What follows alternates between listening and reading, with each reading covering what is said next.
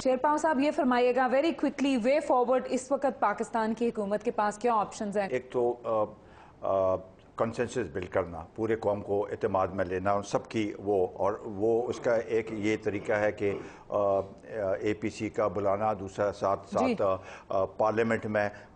Joint session में इसको discuss करना, ताकि एक आवाम की जो लोगों की जो सही तर्जुमानी करना वो सामने आ जाएगी, और उससे हमने फिर वो ये निकालना है, एक अकस निकालना है कि क्या करना चाहिए और हमें किस हद तक अमेरिका की जो खुशनुदी है या जो प्रेशर डाला जा रहा है, किस हद तक हम उसको बर्दाश्त कर सकते हैं, किस हद तक एक्सेप्ट करेंगे या नहीं करेंगे। अब्बासी साहब वेरी क्विकली। देखिए, मेरे ख्याल में जो एक मुश्किल मरहला है हुकूमत के लिए वे फॉरवर्ड का, लेकिन उसके बावजूद मैं समझता हूँ कि कोई ऐसा बात भी नहीं कि हम पूरी कौम को एक नुक्ता नज़र पर ना ला सकें। इस हुकूमत को बड़ी दयानतदारी से और मिलिट्री लीडरशिप की बहुत साफ गोई से अपने सारे जो हैं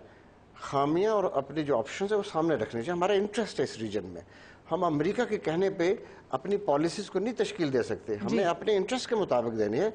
अगर हमारी क़यादत हमें बताए और हमें साफ गोई से आके बताए कि सारे मामले में हमारे ये इंटरेस्ट है और पाकिस्तान का इंटरेस्ट हमारी जिम्मेदारी है, तो ये तमाम ऑप्शंस पार्लियामेंट के अंदर रखें, पॉलिटिकल पार्टीज को साथ ले और उनको कॉन्फिडेंस में लेके बताएं, और जहां कहीं हम अपनी उनको राय देंगे और उनको मशवरा देंगे कि ये पाकिस्तान के इंटरेस्ट में ये चीज़ें इनको शामिल कर दी जाए। लेकिन दयानतदारी हुकूमत जब तक नहीं दिखाएगी कि उसको अमल दरामद करने में हमारा ये वक्त टपाओ तो हो जाएगा जी, लेकिन ज़्यादा अरसा चलेगी नहीं बात। मेरा ख्याल है कि सिविल हुकूमत को ड्राइविंग सीट में बैठना चाहिए। जी बिल्कुल, बहुत शुक्रिया आपका शेरपाव साहब हमें ज्वाइन करने का, बहुत शुक्रिया मेहताब साहब हमें ज्वाइन करने का। नाजरीन, जो हमारे लर्नड हमारे पैनल ने कहा उसको तो मुझे मजीद कंक्लूड करने की ज़रूरत नहीं है, लेकिन ये बात मैं आपको बताती चलूँ कि हमने बहुत कोशिश की कि पाकिस्तान पीपल्स पार्टी के रिप्रेजेंटेटिव हमें ज्वाइन कर सकें, member of the national assembly या मेंबर ऑफ सेनेट, जो हमें अपना पर्सपेक्टिव दे सकें, लेकिन बारहा कोशिश के कोई भी मेंबर इस मौजू के ऊपर बात करने के लिए तैयार नहीं हुए। हमारे लिए ये बहुत इंपॉर्टेंट है,